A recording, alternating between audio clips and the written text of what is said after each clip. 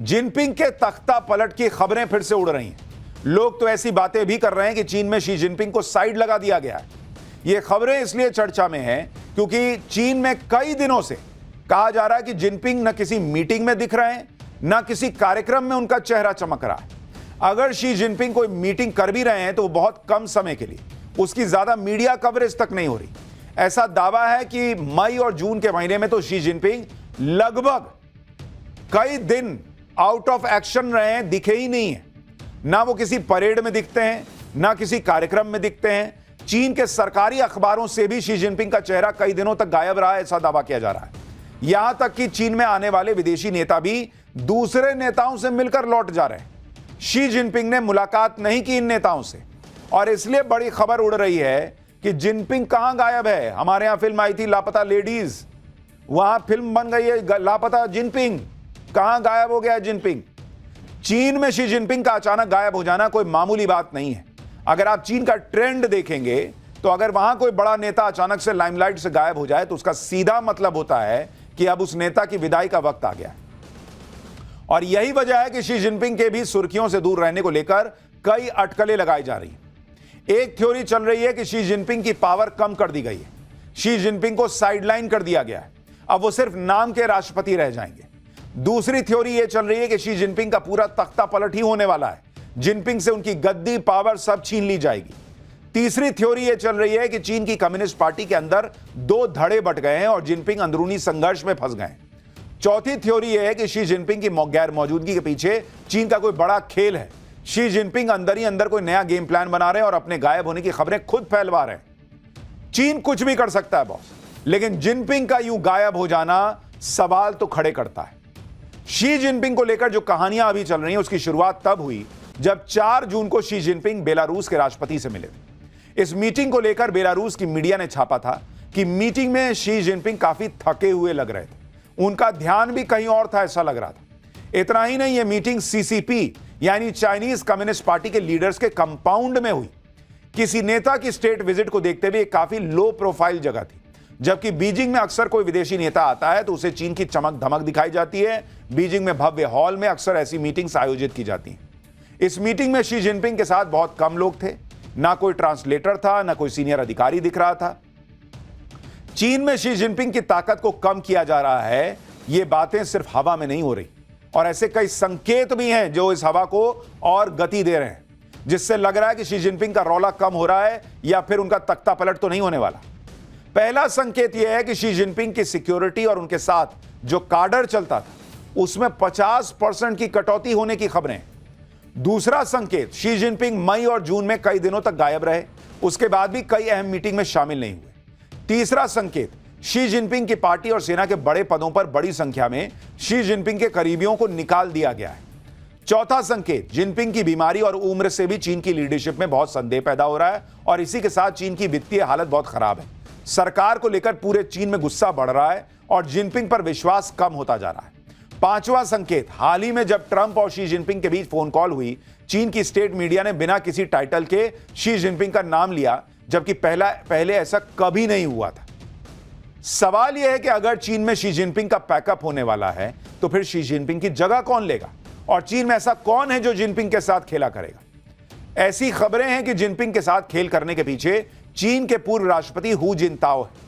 यह भी चर्चा है कि शी जिनपिंग की जगह वांग यांग ले सकते हैं, जिन्हें हाल में ही कम्युनिस्ट पार्टी में अहम पद दिया गया है। साल 2022 से ही वांग यांग को शी जिनपिंग का उत्तराधिकारी माना जाता रहा है।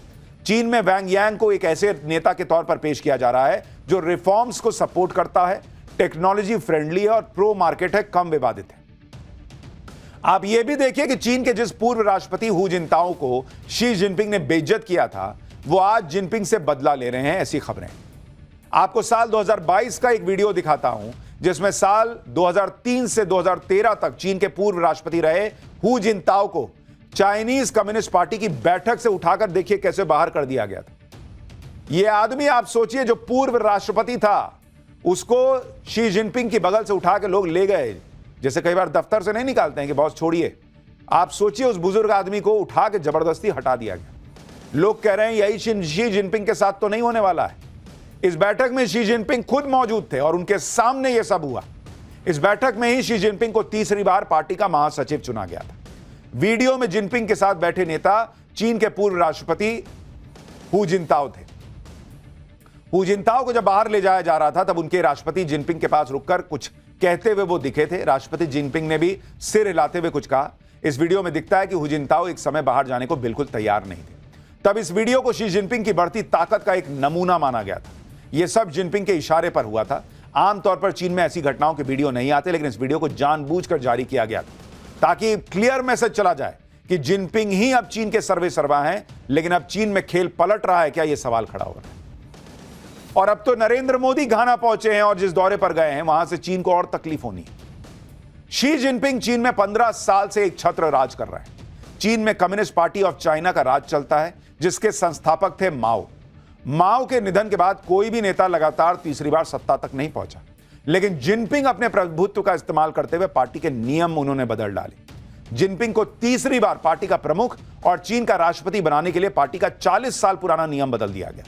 चीन में 1982 में राष्ट्रपति के लिए 10 साल के कार्यकाल का नियम बना था, लेकिन लगातार तीसरी बार शी जिनपिंग को कम्युनिस्ट पार्टी ऑफ चाइना का महासचिव चुन लिया गया और इस पद पर रहने वाला शख्स ही चीन का राष्ट्रपति और चीन की सेना का कमांडर होता है। तीसरी पारी की शुरुआत के साथ ही जिनपिंग ने यह जता दिया था कि वो माओ की तरह आजीवन सत्ता में रहने का सपना देख रहे हैं। लेकिन आज के वक्त में हालात ये हैं कि शी जिनपिंग का तख्ता पलट हो जाएगा, ऐसी खबरें बहुत जोर शोर से चल रही हैं। और इधर चीन में शी जिनपिंग को लेकर बवाल मचा है, उधर चीन हर तरफ से घिरता जा रहा है। दलाई लामा ने भी आज चीन को ठोक दिया है। तिब्बत के निर्वासित आध्यात्मिक धर्मगुरु दलाई लामा ने कह दिया है कि उनके उत्तराधिकारी का चयन तिब्बत बौद्ध परंपराओं के मुताबिक होगा और इसमें चीन की कोई भूमिका नहीं होगी। इस बयान से चीन तिलमिला गया है। चीन का कहना है कि दलाई लामा के उत्तराधिकारी को चीन की मंजूरी लेनी होगी, चीन के रीति रिवाजों का पालन करना होगा।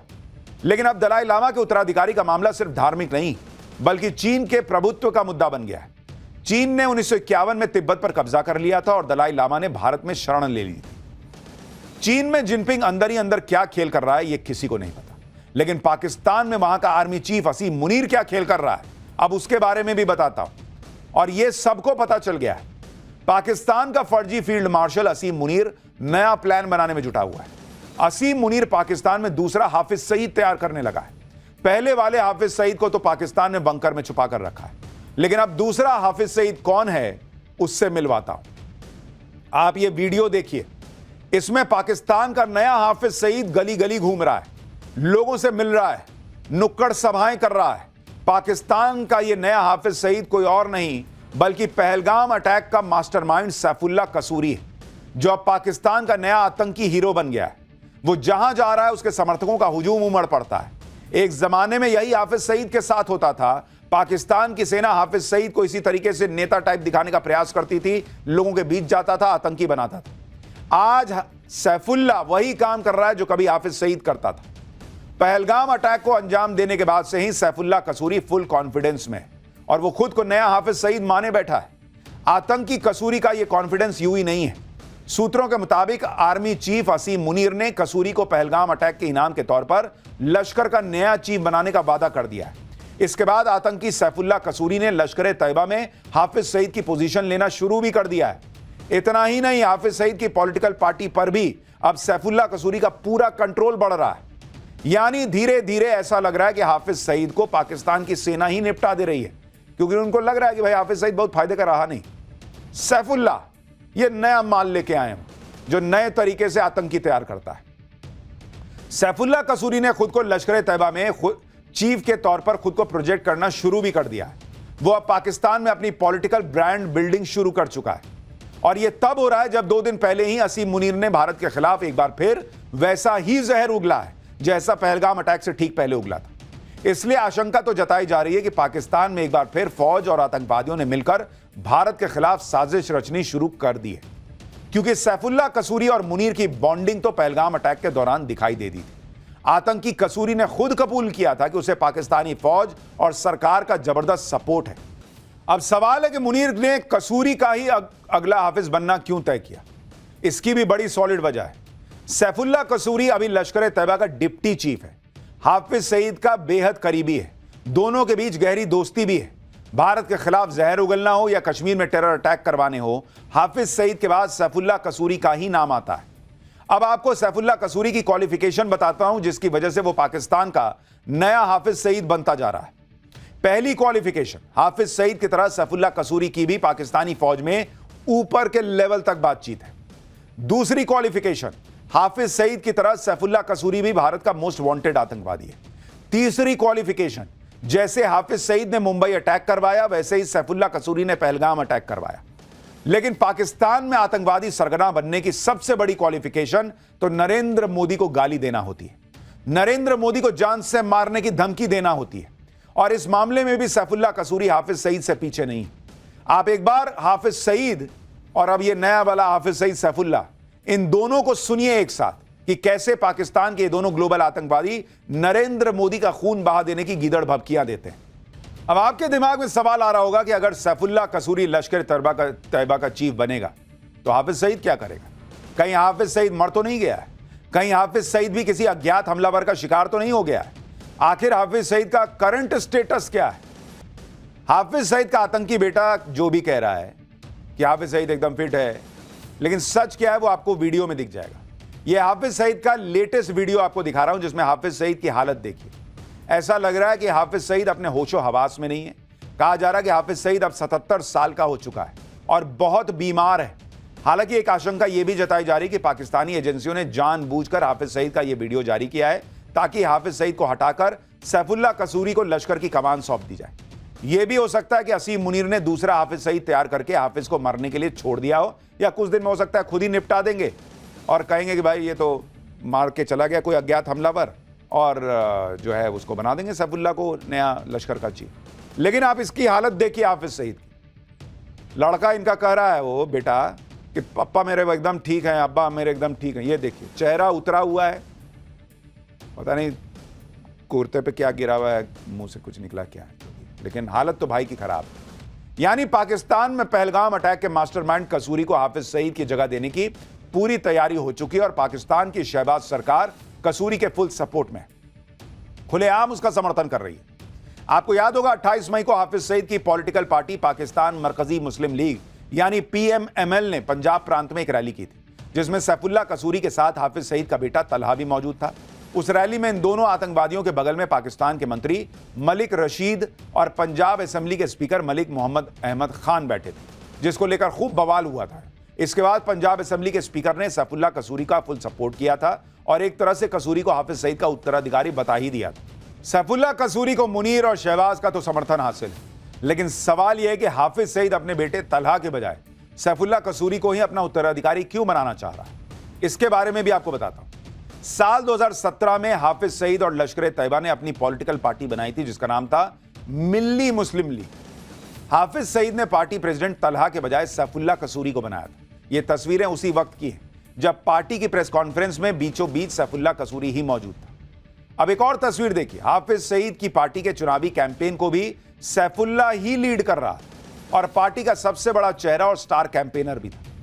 एक और तस्वीर दिखाता हूं, चुनाव के दौरान कसूरी हाफिज सईद के कहने पर ही एंटी इंडिया गुटों को एकजुट कर रहा था, खालिस्तानी गुटों के साथ मीटिंग किया करता था।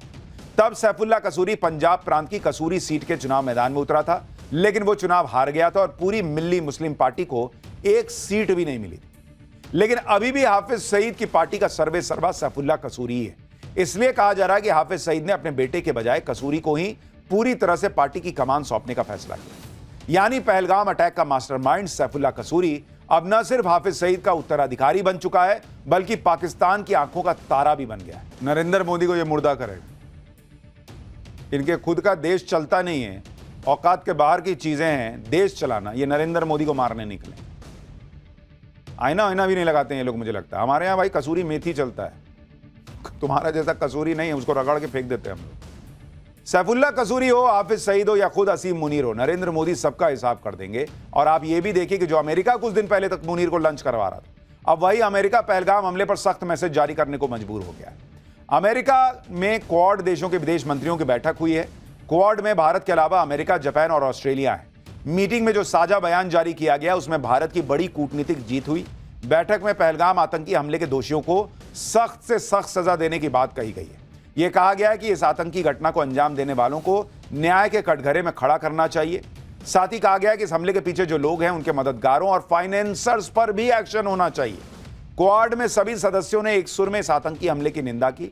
साझा बयान में सीमा पार आतंकवाद का भी जिक्र आया।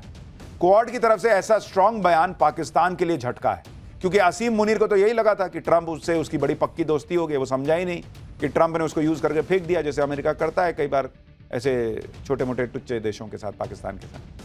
अब अमेरिका भारत के हमले से पाकिस्तान को बचा लेगा, उसे ऐसा लग रहा था मुनीर को। लेकिन अमेरिका में खेल पलट गया, ट्रंप भी पलट गए। उनका पाकिस्तान से ईरान वाला मतलब निकल गया, तो पाकिस्तान को क्यों पूछेंगे, उसको कोहनी मार दी। हट। आप यह भी देखिए कि कैसे भारत अमेरिका में बैठकर ही आतंकवाद के मुद्दे पर अमेरिकी राष्ट्रपति ट्रंप की भी क्लास लगा रहा है।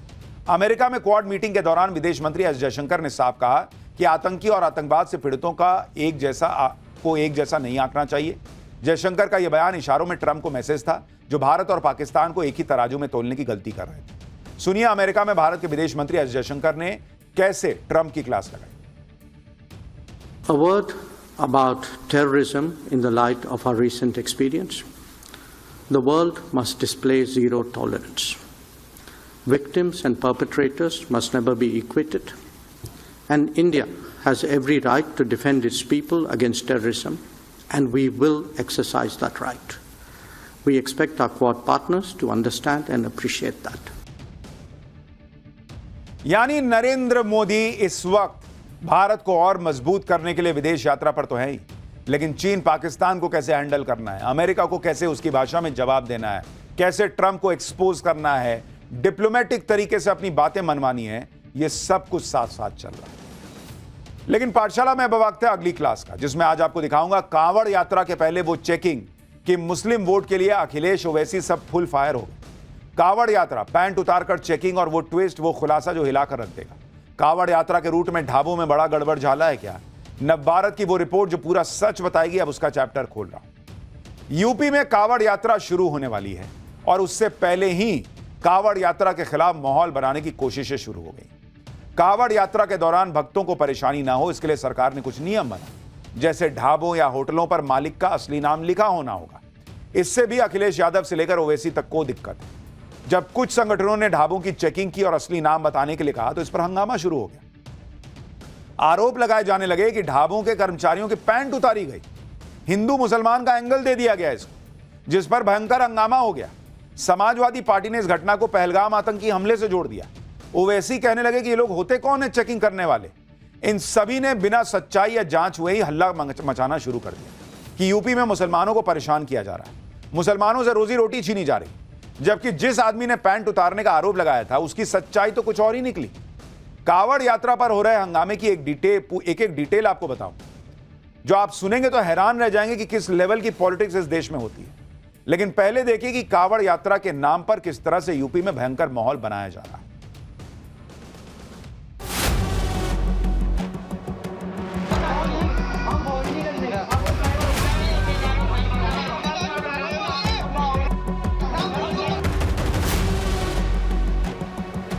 क्या इनमें और उन आतंकवादियों में कोई फर्क है? होता कौन पूछने वाला? मेरा नाम गोपाल। ये नाम है मेरा तजम्मुल जी। नाम छुपा के रखने वालों के साथ आप लोग क्यों खड़े रहे?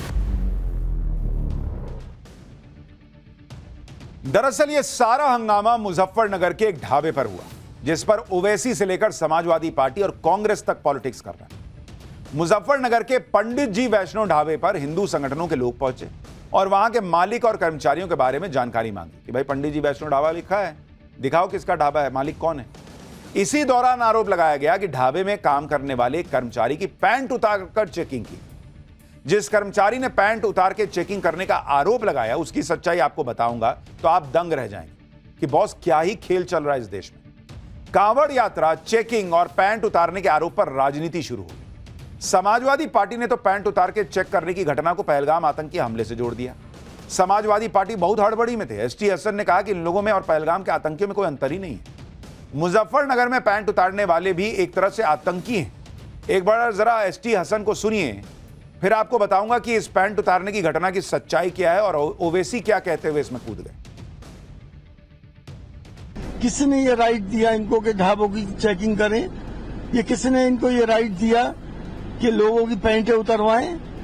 क्या इनमें और उन आतंकवादियों में कोई फर्क है जिन्होंने धर्म पूछ के पहलगाम के अंदर गोलियां मारी थी?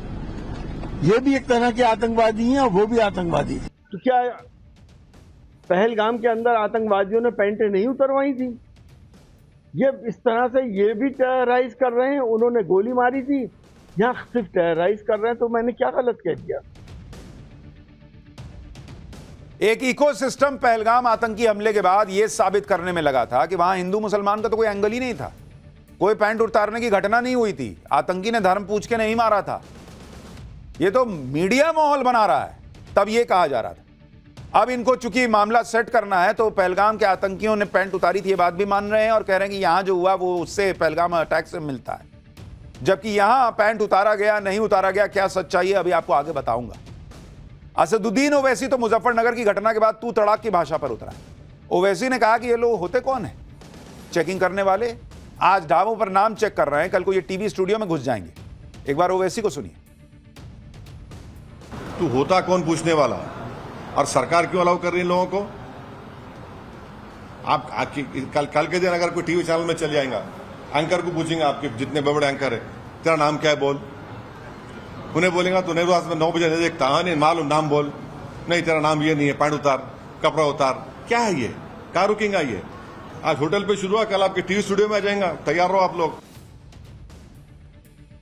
पैंट उतारने वाली घटना का सच तो आगे बताऊंगा, लेकिन मुसलमान को अगर कोई भी चीज हलाल सर्टिफाइड चाहिए तो उसमें दिक्कत नहीं है, उसको पता होनी चाहिए कि हलाल सर्टिफाइड चीज है या नहीं है, ये भाई उसके धर्म से जुड़ा हुआ है। लेकिन जो कांवड़ यात्रा कर रहा है वो ये जान भी नहीं सकता, पूछ भी नहीं सकता कि भाई मैं जहां खाना खा रहा हूं वो पंडित जी वैष्णो ढाबा लिखा है तो पंडित जी का ढाबा है या नहीं, वहां वैष्णो तरीके से खाना बन रहा है या नहीं, ये वो नहीं पूछ सकता। मुसलमान जरूर पूछ सकता है कि भाई हलाल सर्टिफाइड है कि नहीं, दिखाओ। क्यों? हिंदू को अपने धर्म के हिसाब से चलने की इजाजत नहीं है। अब आप सोचिए कि यह विवाद जैसे ही सामने आया पुलिस एक्शन में आ गई, कार्रवाई भी कर रही है। अभी पूरा सच भी नहीं पता कि आखिर वहां क्या हुआ था, लेकिन बिना पूरी बात सामने आए राजनीति शुरू हो गई। जबकि यह भी कहा जा रहा है कि जिस व्यक्ति ने पैंट उतारने का आरोप लगाया था उसकी बातों में बहुत झोल है। आप ये तस्वीरें देखिए, ये पंडित जी ढाबा पर चेकिंग के दौरान की तस्वीर है। इसमें नीली और सफेद टी शर्ट में जो आदमी दिख रहा है वो खुद को गोपाल बता रहा था। उसी ने आरोप लगाया कि उसकी पैंट उतारी गई थी यह चेक करने के लिए कि वो हिंदू है या मुसलमान है, लेकिन इस वीडियो में कहीं भी उसकी पैंट उतारे जाने का कोई प्रमाण नहीं है। कोई ऐसा वीडियो अभी तक नहीं आया है जिसमें उसकी पैंट उतारी गई हो, ऐसा दिख रहा हो या उसका प्रयास होता भी दिखा। लेकिन बिना सच्चाई जाने ओवैसी ने यूपी सरकार से लेकर कांवड़ यात्रा तक सब पर सवाल उठा दिए। एक बार ओवैसी को सुनिए, फिर इस गोपाल का सच भी आपको बताता हूं। एक पकड़ लिए एक आदमी को, उसका आधार कार्ड दो, बोले वो नहीं। ये होते कौन, ये विजिलेंटी होते कौन ग्रुप्स? ये सरकार चला रहे या फिर एडमिनिस्ट्रेशन सरकार चला रहा? उसका आधार कार्ड नहीं मिला तो बोले पैंट उतारो, क्या है ये गंदगी है? और फिर बाद में मालूम हुआ पुलिस नोटिस दी। नोटिस देने से नहीं, उनको अरेस्ट करो, रोको आप उनको। एसपी के अरे क्या बात कर रहे हैं, वो जो बेचारा उसका नाम गोपाल है। आप इसी से अंदाजा लगाइए कि असदुद्दीन ओवैसी को कितना सच पता है कि वो कह रहे हैं कि ये व्यक्ति गोपाल है और उसकी पैंट उतारी गई। हाँ, ये बात सही है, पैंट तो किसी की नहीं उतारी जानी चाहिए, लेकिन पैंट उतारे जाने के सबूत कहां हैं? और जिसको गोपाल बताया जा रहा है वो है कौन असल में, उस पर आता हूं। लेकिन कांवड़ यात्रा पर हो रहे हंगामे से कांग्रेस कैसे दूर रहती? वो भी कूद गई।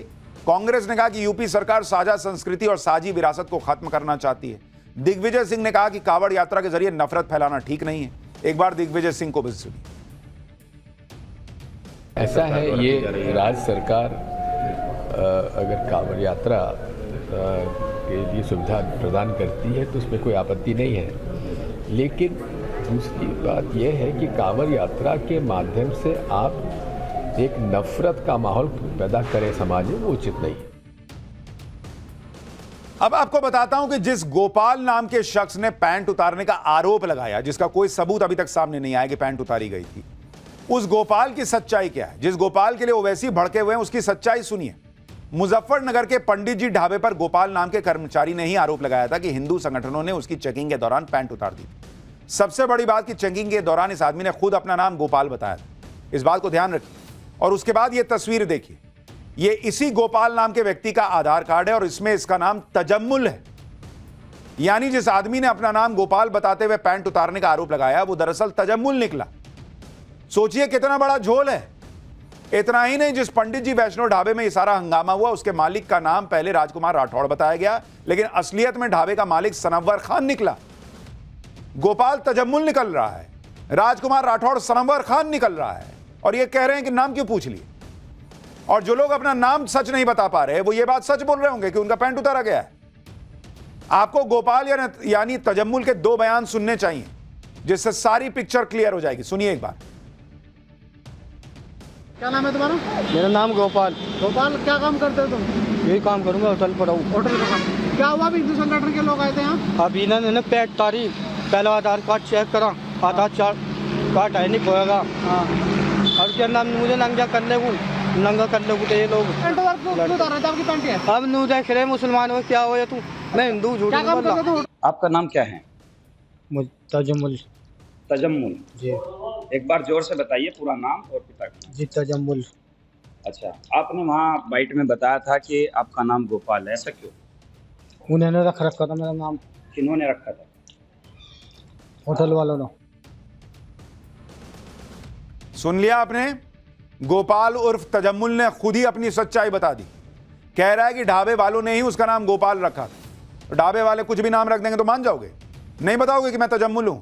अब आधार कार्ड भी मिल गया। वहां कह रहा था कि मेरे पास आधार कार्ड नहीं है, अब दांत चियार रहा है कि फोटो दिखा रहा है आधार कार्ड का। जो आदमी अपना नाम सच्चा नहीं बता रहा, जो आदमी झूठ बोल रहा है कि मेरा आधार कार्ड जो है वो खो गया है, वो पैंट उतारने की बात सही बोल रहा होगा। इसका चेहरा देखिए, इसमें साफ पता चल रहा है। चेहरा देखिए, इसको सब पता था कि ये क्या कर रहा है। अब पकड़ा गया है तो है कर रहा है, और इसी से अंदाजा लगाइए कि कितना सच बोल रहा होगा। और ये हालात हैं। और जो आदमी इतना दूर से पैदल चल के आ रहा है, कांवड़ लेके आ रहा है, वो ऐसे कह रहे हैं कि नहीं नहीं उसको कहीं बैठ के खा लेना चाहिए, कुछो मिले खा लेना चाहिए, नाम नहीं पूछना चाहिए। क्यों भाई, क्यों खा लेगा वो? आप निकले कभी कांवड़ यात्रा देखिए आपने कैसे लोग जो है वो किस हालत में, इतनी गर्मी में भी कांवड़ लेके जाते हैं, नंगे पांव चलते हैं, कई लोग तो पूरे जमीन में लेटते हुए जाते हैं, शरीर छिल जाता है। आपके लिए उसकी कोई वैल्यू नहीं होगी। उसके लिए अपने भगवान के पास जाने के लिए, वहां पर जल चढ़ाने के लिए वो इतनी मेहनत कर रहा है, तप कर रहा है, और आप कह रहे हैं जो खाना मिले खा लो। तजम्मुल खिलाए, कोई खिलाए, खाओ ना भाई, इससे एकता बनी रहेगी। अरे एकता बनी रहेगी तो तजम्मुल को सिखाओ ना कि अपना नाम सही बताए। जिसको खाना होगा खाएगा, जिसको नहीं खाना होगा नहीं खाएगा। पंडित जी वैष्णो ढाबे में मैनेजर का काम करने वाले शख्स ने हंगामे की पूरी कहानी बताई, जिसके मुताबिक ढाबे पर कुछ चेकिंग करने के लिए लोग आए तो थे, लेकिन ना तो किसी की पैंट उतारी गई और ना ही इस तरह की कोई घटना हुई। सुनिए एक बार। बोले बे क्या नाम, तू मैनेजर है यहाँ का? मगर हाँ जी साहब मैनेजर हूँ और मैं मैनेज कर रहा हूँ फिलहाल। वो सनोवर कहाँ है? मगर जी सनोवर थोड़ी बहुत देर पहले तो यही था, फोन आया किसी का, पता नहीं कहाँ चला गया। बोला अच्छा कहाँ? बोला तू बड़ा वो कर रहा तरफदारी, उसकी पैंट नहीं खोली। मगर साहब यहाँ पैंट वैंट किसी की नहीं खोली, मैं 24 घंटे यही हूँ। और साहब कोई झूठ सच की क्या गुंजाइश, सच बोल रहा हूँ, मेरे सामने कुछ भी ऐसी घटना नहीं हुई। सुन लिया आपने? उसी होटल का मैनेजर कह रहा है कि किसी की पैंट नहीं खोली गई। और इस आदमी ने सोचिए, इसको सिर्फ मुसलमानों पे अत्याचार का एंगल देने के लिए कह दिया कि मेरी पैंट उतरवाई, और उसके बाद ओवैसी और सब बैठे ही थे। बारे बाप रे बाप, हाथ लग गया माल। मुजफ्फरनगर का पंडित जी वैष्णो ढाबा अकेला ढाबा नहीं है जहां के मालिक मुसलमान है। इस तरह के कई मामले अब तक सामने आ चुके हैं। हापुड़ के पास गढ़ मुक्तेश्वर में कान्हा श्याम टूरिस्ट ढाबा है। नाम से यही लगेगा कि शुद्ध शाकाहारी होगा और इसका मालिक हिंदू होगा, लेकिन सच्चाई कुछ और है। ढाबे के काउंटर पर पेमेंट के लिए रखे हुए QR कोड को जैसे ही स्कैन किया, होटल के असली मालिक का नाम सामने आया, जो सलमान कुरैशी है। जब इस बारे में होटल के कर्मचारी से सवाल किया गया तो वो गोलमोल जवाब देने लगा। सुनिए, देखिए टाइम्स नाउ नवभारत की ग्राउंड रिपोर्ट। इस वक्त हम कान्हा श्याम ढाबे पे मौजूद हैं, जो कान्हा श्याम है गढ़ मुक्तेश्वर से मुरादाबाद जाने वाली मुख्य सड़क पे है।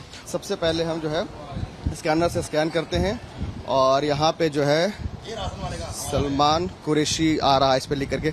ये बताइए कि ये रेस्टोरेंट का नाम कान्हा श्याम है, सलमान कुरैशी के नाम से? ये सलमान कुरैशी हमारा राशन वाला है, जहाँ हम राशन के पैसे ऑनलाइन जमा करते हैं। मेरा नाम अभिषेक नयाल है, मैं डिस्ट्रिक्ट अल्मोड़ा का रहने वाला हूँ। किसके नाम से है ये? ये सुनील कुमार के नाम से है। रेस्टोरेंट का नाम आपने ऊपर आगे बोर्ड हटाया? कान्हा श्याम तो सर काम चल रहा है, आगे देखिए, आगे आगे बोर्ड पे काम चल रहा है। होटल का नाम कान्हा श्याम है, हर जगह लिखा हुआ है बोर्ड पे कान्हा श्याम रेस्टोरेंट। कान्हा श्याम टूरिस्ट ढाबा है, तो फिर स्कैनर आपने यहाँ रखा हुआ है, तो ये राशन का स्कैनर है, आप फोन करिए, ये राशन वाला हमारा, फोन करिए नंबर। राशन वाले के अकाउंट में क्यों पैसे लिए? राशन के पैसे ऑनलाइन डालते हैं, कैश पैसे हम देना पड़ता है गाड़ी वालों को बस। ये गजब हिसाब है। पहला कोई दुकानदार होगा, ढाबे वाला होगा, जो अपना पेमेंट जो खाना खिला रहा है उसका वो सीधे राशन वाले के अकाउंट में भेज रहा है। बड़ा बढ़िया सिस्टम है। इसी तरह के मामलों को देखते हुए यूपी सरकार ने कांवड़ यात्रा के दौरान नाम बताने वाला नियम लागू कर दिया है। कांवड़ यात्रा 11 जुलाई से शुरू हो रही है। कांवड़ रूट पर खुले में नॉनवेज खाने की बिक्री पर रोक। सभी दुकानदार अपना नाम, पता, मोबाइल नंबर लिखेंगे। खाद्य वस्तुओं की कीमतें तय की जाएंगी। कांवड़ियों से मनमानी कीमत नहीं वसूली जाएगी।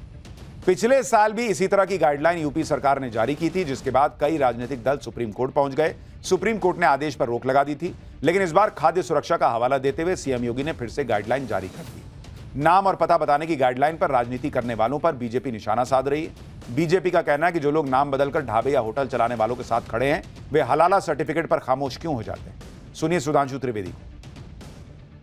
नाम छुपा के रखने वालों के साथ आप लोग क्यों खड़े रहना चाहते हैं?